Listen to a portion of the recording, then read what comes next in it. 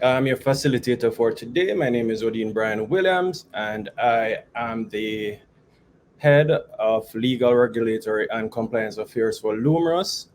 So, a little bit about us. We are a boutique consulting firm with a mission to redefine corporate governance and responsible business practices. And we intend to do that one outcome at a time or one institution at a time.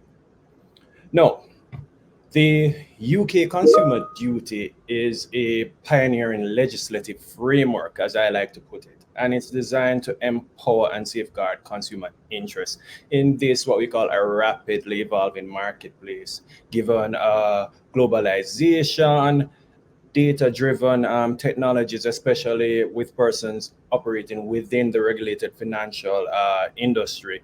And it is aimed primarily to address the asymmetry of power between consumers and businesses. So the what is novel about the consumer duty is that it is aimed at redefining the obligations of companies towards their retail customers, especially. Now, consumer duty isn't anything new to the UK. And central to the duty are its core objectives, and that is to foster transparency, fairness, and accountability within consumer business interactions. So the duty intends to instill a culture, so it's a rapid change in how regulated financial entities take responsibility amongst themselves, and it is aimed to compel them to prioritize consumer welfare and operations, products, and services. Now, as I said before, the UK consumer protection laws isn't new. It goes back to the early 20th century, from the Sales of Good Act of 1893 to more recent consumer protection laws, such as the Consumer Rights Act of 2015. And of course, in 2024, we're going to be seeing more being done in terms of consumer protection law, especially in the UK. So we're going to be paying keen attention to those developments. And of course, we're going to be speaking about them in the future. But for today, we're looking at the consumer duty. Uh, some of the pressing challenges that presented themselves really jolted the FCA in addressing information imbalance between consumers and businesses. As I said before, in this age of data driven commerce, consumers complain bitterly about the disadvantage or the disadvantageous positions they were in due to this very fact. So the FCA responded, and we'll be speaking some more about that and really digging deeply into what the obligations are, into what the issues were that caused this shift in focus. Now, the FCA is primarily concerned about firms providing information and whether or not they are misleading or difficult for customers to understand, because at the heart of all of this is the customer and their ability to get value for money, their ability to understand what it is that is being communicated. FCA is concerned also about the products and services and whether or not they represent fair value to consumers. Products and services that are fit for purpose in delivering the expected benefits to the consumers, and of course, the feedback or aftercare support during that consumer journey. The rules are cross cutting. They cover primarily four areas: products and services, consumer understanding, price and value, and customer support, as I said before. Now, we spoke a little bit about the drivers behind the consumer duty, but I want to spend some time here and talk about how novel this consumer duty is in terms of support. But the FCA's approach had changed, and I particularly like this because other than concentrating on the very finer details of say legislation or rules, the FCA has taken a different approach to regulation. So it's more proactive in stance. It's not a prescriptive, very detailed architecture or very detailed legislation, rather. So the bits and the nuts and bolts are not defined. It's the thinking that is different. So the FCA is not focused on the very wording and long prescriptions that you normally see in rules. Instead, I refer to it as concentrating on the pith and substance that allows really the firms to determine the outcomes they desire, and what they intend for customers, bearing in mind the FCA's mandates and instructions. So the FCA is saying this is what essentially we want you to do, and they're allowing the players in the market to say, okay, having what you mandate in mind, this is how we are going to change our business processes to make sure that we're compliant. So that is what I consider novel about this approach, and I think it's proactive, and the pith and substance priority for me is very significant. So it places also a mandate on management to proactively improve customer outcomes, and entity business practices clearly will need some artifacts. You'll need evidence to show that you are delivering the outcomes that FCA has prescribed.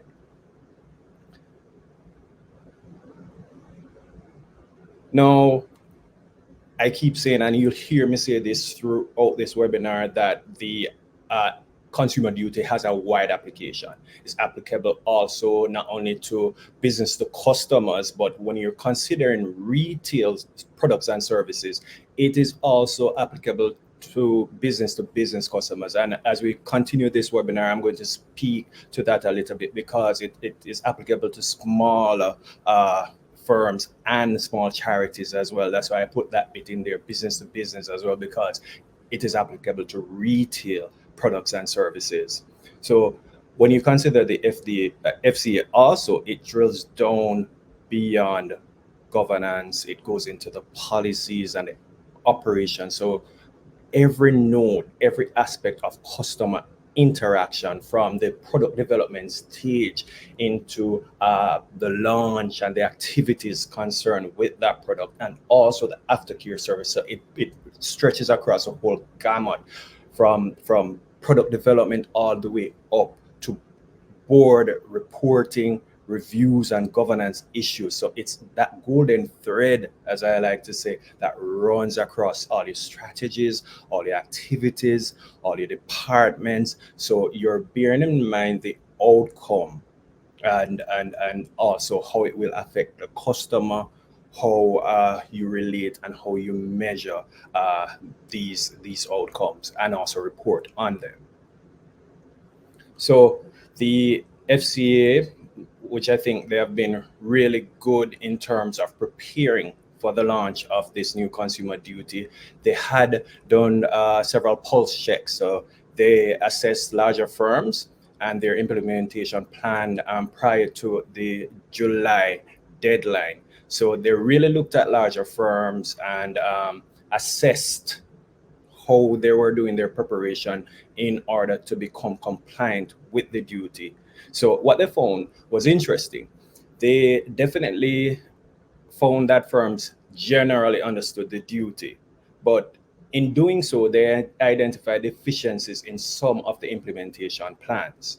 So what was striking is that they found that firms lack clarity on leadership and implementation programs. So they weren't sure who would own and champion the implementation programs, because when you look at the plan to implement the duty, that was really lacking. It seemed a little bit uncertain there. There were unclear methodologies for assessing compliance with the four outcomes. So firms still weren't getting it right. And they also had several failures in terms of identifying key third party relationships or general discrepancies in the plan. What that says to us, it says to me and persons really in the corporate governance assurance industry, is that firms will need help.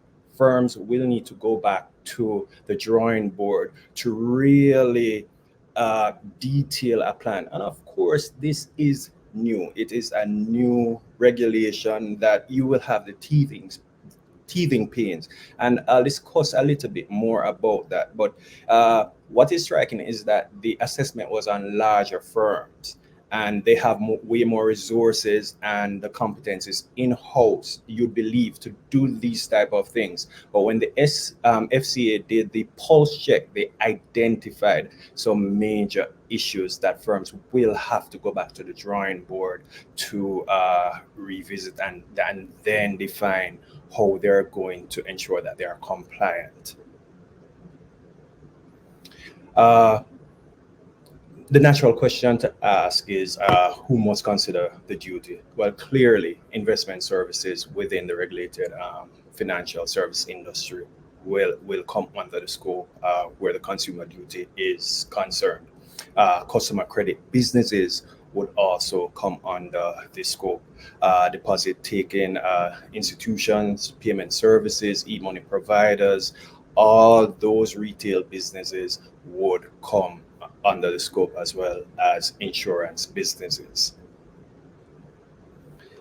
As I mentioned before, the FCA rules are cross-cutting, and there are expectations on behalf of the firms. So the FCA expect firms to act in good faith towards retail customers. They expect them to avoid foreseeable harms to these customers and enable support, meaningful support towards customers in pursuit of their financial objectives. So companies need to hold that in mind when considering the FCA consumer duty. And of course, we have spoken about the four outcomes, and there are the pillars that companies really need to put at the forefront of whatever they're doing in terms of concentrating on the products and services, price and value, consumer understanding, and consumer support. Now, we're in business to make money, and also consumers are takers and byproducts, and the intention of the consumer is to get value for money. So you have on one side businesses or players in the regulated financial industry are concerned about their business operations. Consumers, on the other hand, are concerned about getting value for money. So what was going on in the past before the consumer duty is that customers weren't happy about mortgages, insurance costs, the cost of certain products, and COVID-19 didn't make that better because you had a lot of downturn. Persons had insurance policies and so forth. And what you found was that when these policies are surrendered or claims are being made, they were denied because the information they got wasn't clear as to what coverage was, or they weren't getting value for money. And you saw a lot of that happening in COVID-19. So that, I think, was one of the major drivers of this change, or the promulgation of the consumer duty. And of course, on the business side, and customers are also interested too, and they're asking, will we see changes in prices? Well, of course, there aren't any restrictions where that is concerned, so we can't say for certain, because companies will have to do what I call a global analysis. You have to spread wide to look at your service offerings and then ask that very philosophical question of, are we providing fair value for our prices? And if that cannot be answered in the affirmative, then customers will clearly, businesses will clearly need to do some work to make sure that what they're offering adds value and significant value for customers. So, as I said before, firms are not prohibited to raise prices, and several factors affect prices. And of course, depending on what the product is, you might be justified in certain costs. So, for instance, you look at fixed deposit. If somebody ends that fixed deposit earlier or surrender a policy, then there are penalties, etc. But the question that you need to ask is, are those penalties reasonable? Are those costs reasonable? So depending on what your input factors are, R&D, etc., it might, and well, clearly it should affect the prices. So what businesses need to keep in mind are the FCA expectations and being prepared to justify to themselves and also to their boards, because boards also have a responsibility to monitor these, and when developing strategies or new product, that have to keep the FCA expectations in mind. And also they need to take note that FCA can take action, and a lot of that action will be dependent on what you're able to prove or evidence in your reporting architecture, because FCA will come in and inquire and examine the architecture if needs be. Now, let us talk a little bit more about the FCA expectations of companies. What FCA is expecting, especially in terms of your artifacts, are and it's pretty straightforward. We have come up with just 10 things that you might consider. You need to be looking at your policy formulation and oversight mechanisms. So you don't want to have clear documentation of your policies, or new policies being developed or policies being amended, as well as your procedures. How are they going to be implemented? How do they incorporate consumer welfare into those policies and oversight architecture? How do you report up to your board? What do you consider, and so forth? So you will need to evidence that or have artifacts that shows that you have considered these things, you have revolutionized how your business is.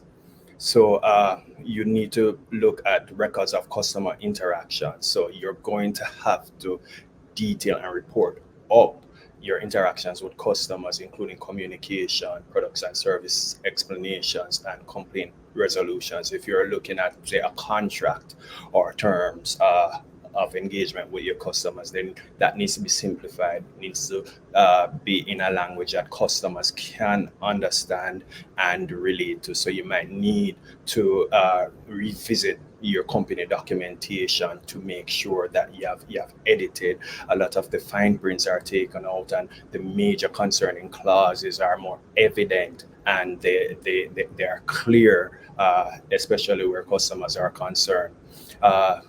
You need to also look at your evidence of customer-centric culture. So in the business, you will need to prioritize customer interests. So is there evidence of that? Do you have training programs? What training programs have you done? What were the topics that you discussed? How long or how often are you doing that, especially in the short term? Internal communique being sent to general staff, changes in how you relate, how you are now prioritizing a customer-centric culture. So especially, as I said, in the short term, those will be some of the things I believe that FCA will be looking for. Compliance reports and assessments. How are you adhering to consumer duty and regulations? So you need to be able to take a snapshot. You need to be able to report on how you are deriving compliance within the organization itself. Five, customer feedback and surveys. Now, these can be pretty cost neutral, or you might need to invest in technology to be able to assess that. And one of the things I considered was for large entities where you have thousands of calls and emails coming through, how do you now report on those kind of things? How do you respond? How do you show that you are responding positively, and so forth? So those are big things that you are going to need to, as a company, sit down and have that huddle with the respective members of your team to see how you're going to capture that data and report on it. And we're going to be speaking about that some in some greater detail in the slides to come. So we'll revisit that.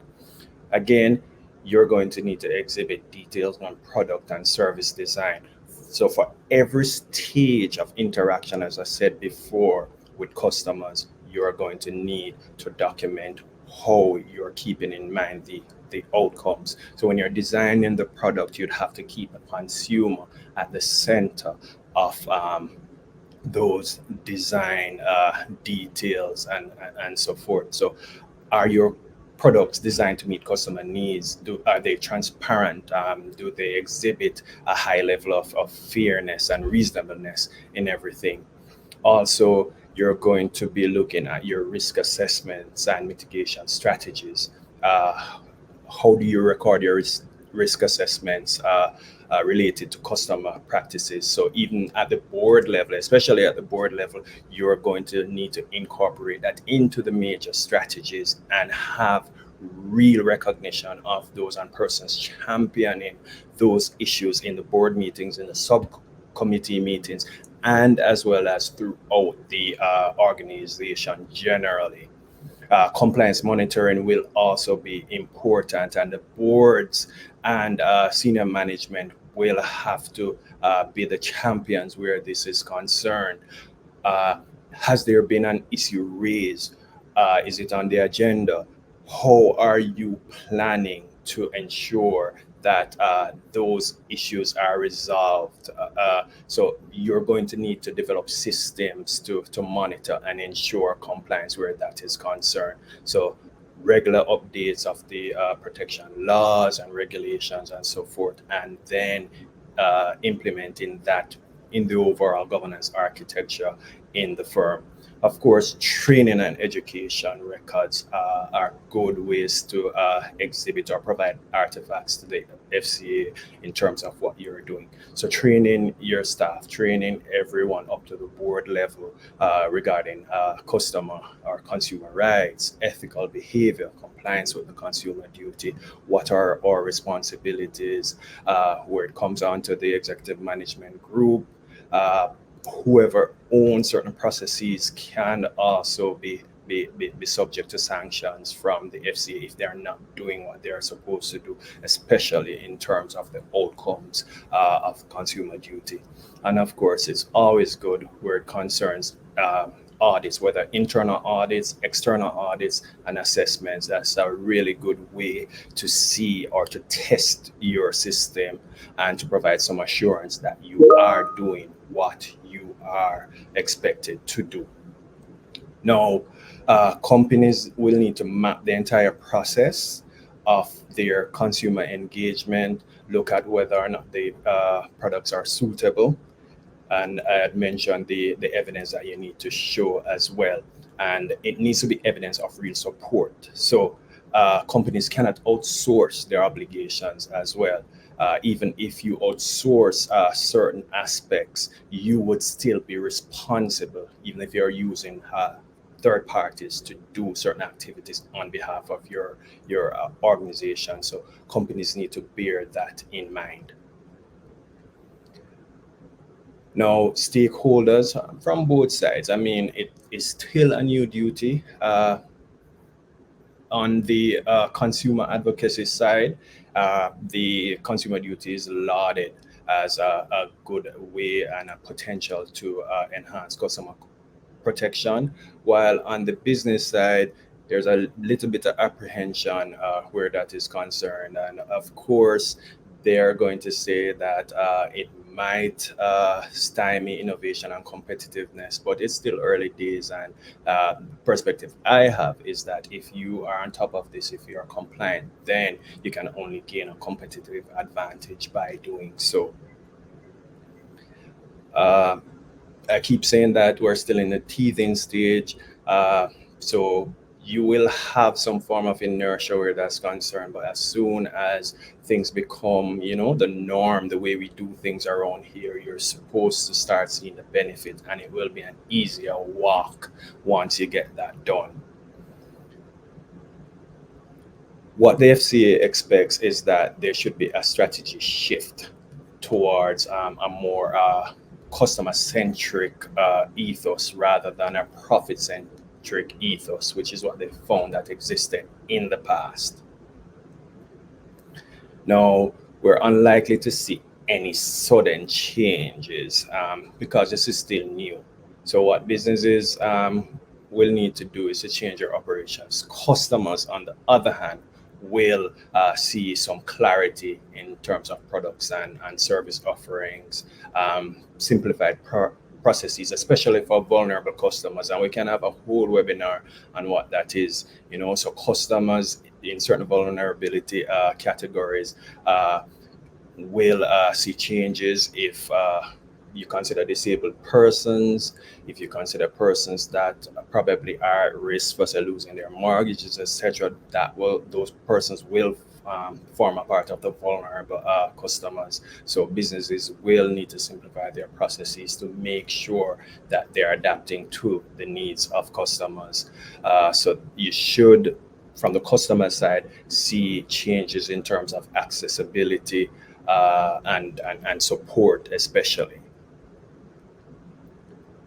Now, consumer duty champions is another big area that the FCA has really suggested that you should have champions. Ideally, there will be independent non-executive directors on the board, and those champions will be the owners of the consumer duty, and they'll challenge management. The aim is really to provide support to the board chairs and CEO. So these champions, they own the process, they provide the support, and they get support from all other functioning units within the business itself. So at that level, they'll challenge management, they'll offer the type of support they'll own, and they should be knowledgeable about the consumer duty to make sure that it's implemented all across the activities of the organization. So we'll be seeing some of these persons identified. Businesses, depending on the structure, would have probably a champion at the board level, and also persons who would own those type of things throughout the organization itself.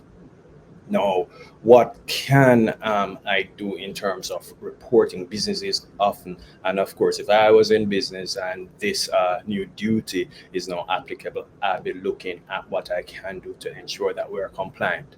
So I'd be looking at customer satisfaction surveys. I'll be looking at net promoter scores, consumer retention rates, customer churn rates, customer feedback and reviews, usage and engagement metrics, quality of my support interactions, and of course, social media is big, and businesses can capitalize on these social media metrics in terms of having a snapshot really on how well they're doing, if they're responding to customer complaints, they're analyzing their mentions or sentiments and etc. And these are good ways that you could report. These are good artifacts or evidence that you could use in your annual reports, into your compliance reports, and so forth, and even up to the board. Now, in terms of governance, the board, as I said before, and senior management, they have a large responsibility. And what is interesting about it too is that they can be personally liable because they fall into the SMCR group. So boards will need to look at prioritizing good outcomes. They'll need to look at their responsibility and really define that. So you might have a change in policies or job descriptions, etc., to really highlight the roles and responsibility of persons who are in the SMCR group, and also being sure that you're applying a customer centric approach all throughout the activities, all the way up to the board. So even in terms of strategy, that now needs to be implemented and given the same amount of weight, just as you would profit centric strategies that you consider. So this is also big where the consumer duty is concerned, because it might mean that you'd have to change your whole approach. Now, we have some concluding comments. How Lumra sees it is that implementing the UK consumer duty is a pivotal step towards ensuring fair and transparent practices in customer interactions. So, by adhering to standards, businesses can build trust, enhance customer satisfaction, and foster long term relationships. We say that embracing this duty not only safeguards customers, but also strengthens the integrity and credibility of businesses within the marketplace.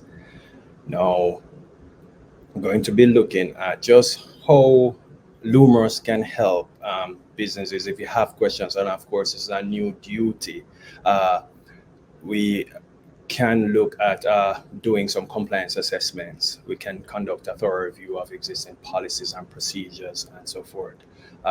We can assist in terms of policy development, training, risk management guidance, process improvement, can assist in terms of documentation and support, monitoring systems, audit and review, and regulatory updates or response to regulators. And of course, our email addresses are there if you want to reach out if there's anything that's unclear, etc. Feel free to ask us questions. Feel free to reach out for clarification, etc. So I'm going to be looking at some questions right now.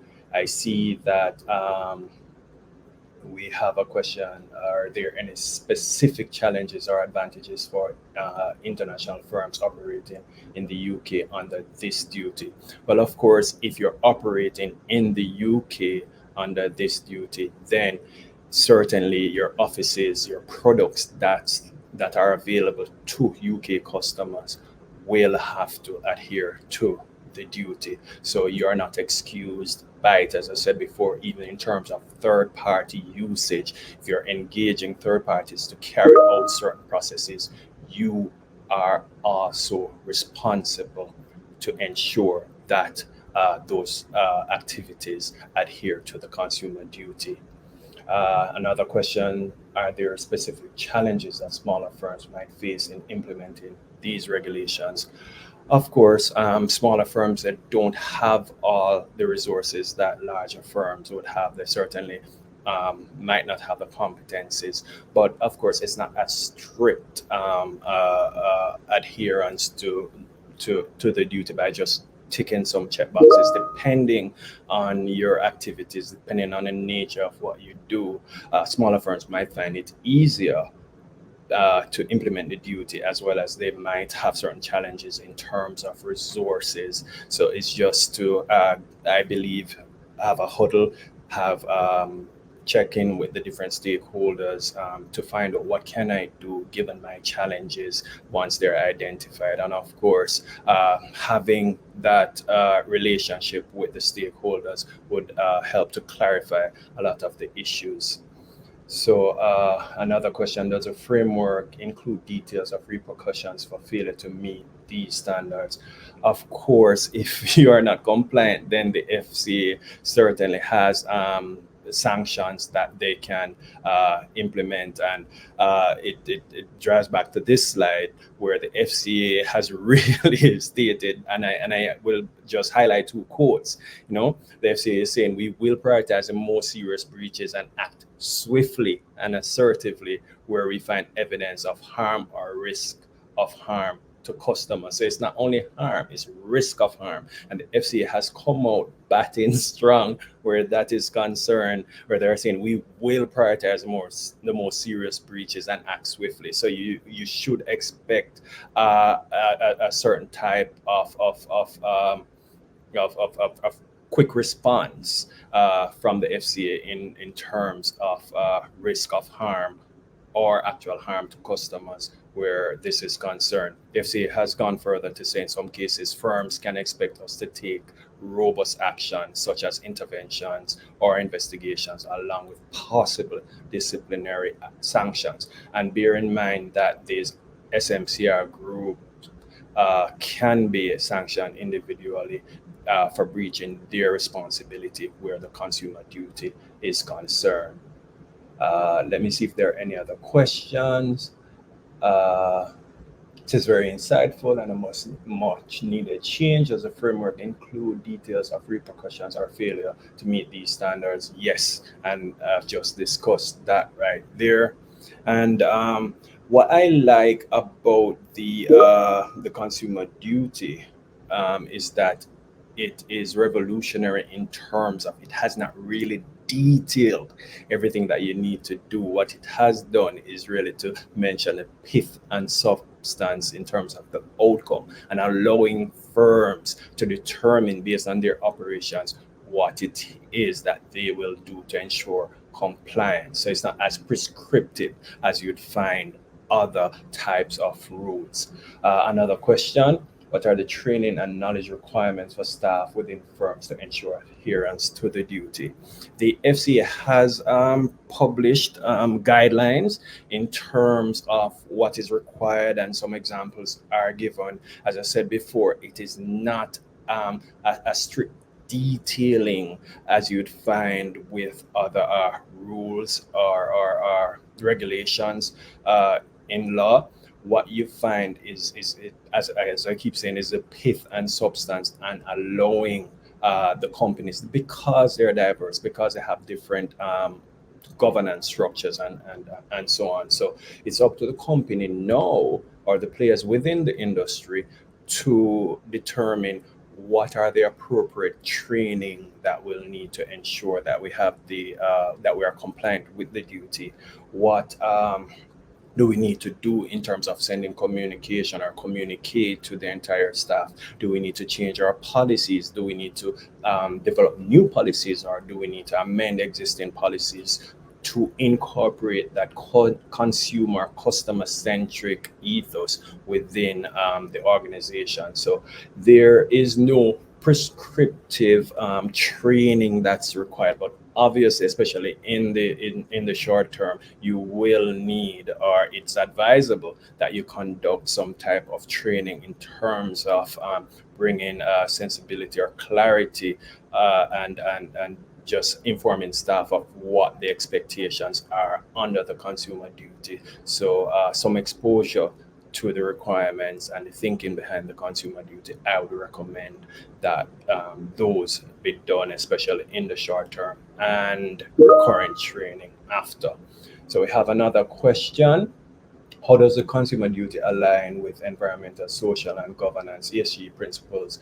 And can we report any of this into our ESG reporting? So it's interesting. I find that the consumer duty does fall squarely within ESG reporting, because you're looking at your customers as stakeholders. It touches governance issues as well. So if you're reporting on these type of things, how am I concerned about their environment? Consumers are concerned about the environment. You consider the social aspect as well. So reporting on all of these certainly are aligned to ESG practices. In terms of your annual reports, your compliance reports, your engagement with stakeholders, and so forth, these would be good things to report on and have evidence of what you're doing as an entity and as a good corporate citizen, because it's really talking about fairness to customers and on ensuring that they get value for money. And I said in the prior slide or earlier in this webinar that businesses stand to benefit from a competitive advantage if you have fewer complaints, if you're more pragmatic in how you handle customer complaints, if you're committed to sorting those issues out, then you can only stand to benefit from those kinds of activities within your entity yourself. So certainly they would be aligned. Another question: how do you think these regulations influence consumer trust and loyalty in the financial sector, especially?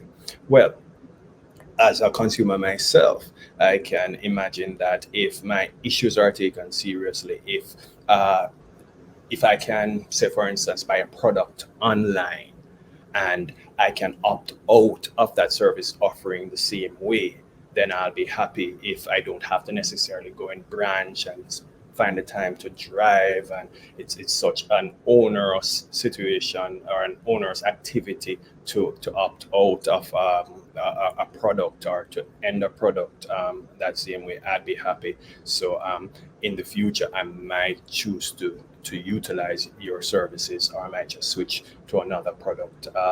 And I'd be happier with that institution. So, of course, my loyalty would be better if I have an issue and it's addressed within a certain timeline. If my interaction with the entity is good, then that would affect my overall satisfaction. So, that certainly would increase or improve my loyalty or trust for the entities within the financial services industry.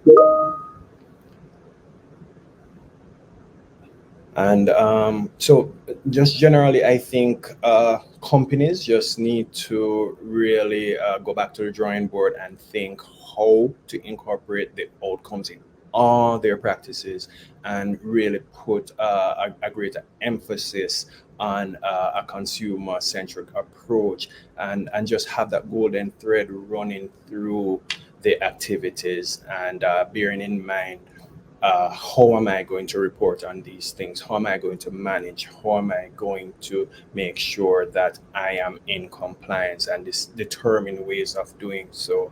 And of course, there will be some teething pains in terms of getting it right, because what we have seen, even very, very large companies, they're still not getting it right in terms of even their plans. So companies really need to put on their thinking caps and go back to that drawing board. And of course, if there is a need for help, as I said before, Lumos is here to constantly support you in terms of your compliance assessment, in terms of your policy development, in terms of the training and education where the consumer duty is concerned, risk management as well, process improvements, documentation, and support. What you find is that the consumer duty will be big on you having artifacts, on you having evidence of your outcomes in mind, and your compliance with the duty. I'm seeing another question. Do you think we'll need to change the way we communicate with customers? And is that a big part of the new regulation? Well, certainly yes. The language of how you communicate, the documentation surrounding the products will all have to be simplified in terms of customers' access to your products and services, and aftercare support, as well as complaint resolutions. All of those would have to be overhauled, or at least assessed, to see if they are being true to the outcomes as mandated under the consumer duty. So certainly, the way in which businesses communicate with customers will be a real top priority for businesses. So let me look if there are any more questions. I think I've answered all thus far. So with that said, I want to thank everybody for taking the time out to join us on this webinar. It is a real game changer in terms of the regulatory landscape in the UK, and we're here to support if needs be. Feel free to reach out to us, and of course, everybody else from other continents and countries that are looking or have similar legislation or rules, for instance. Even in ESG, without having consumer duty probably in your country, these are always good things to implement as a good corporate social responsibility issue or ESG issue. It's good to at least start practicing these type of things, because it can only build good support for you and your company, and of course it will establish some goodwill for your company as well. So it's good to stay ahead of the game where this is concerned. Again, thank you so much to everyone who has joined. Keep looking out for future webinars from Lumos, and have yourself a great rest of the day.